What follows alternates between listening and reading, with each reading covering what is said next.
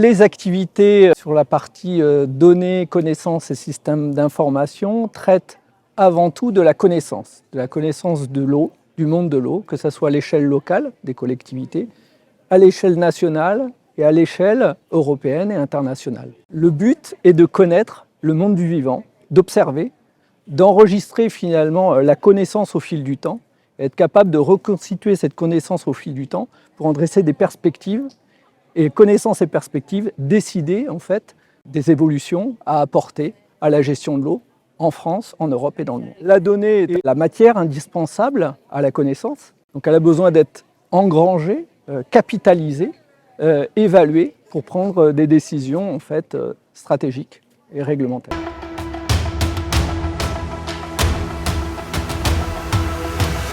Les données sont collectées sur le terrain avec des méthodes standardisées de prélèvement et d'analyse d'eau. Toutes ces données en fait, sont agrégées dans différents systèmes d'information que l'on met en communication, ce qu'on appelle l'interopérabilité technique. Et une fois que ces données sont agrégées à l'échelle nationale ou à l'échelle des territoires, on est en mesure en fait, de faire des projections pour la décision.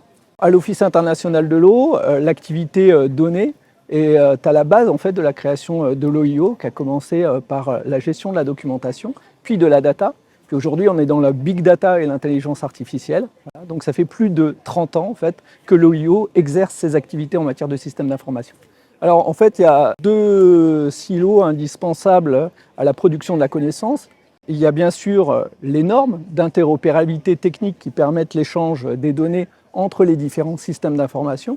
Et après, la connaissance de ces données, l'utilisation des données pour les faire parler. Donc l'OIO couvre ces deux spectres, en fait, ces deux axes, à la fois la production de données et l'interopérabilité, et aussi la valorisation des données. Donc une fois que la donnée est capitalisée, elle est valorisée dans différents sites web.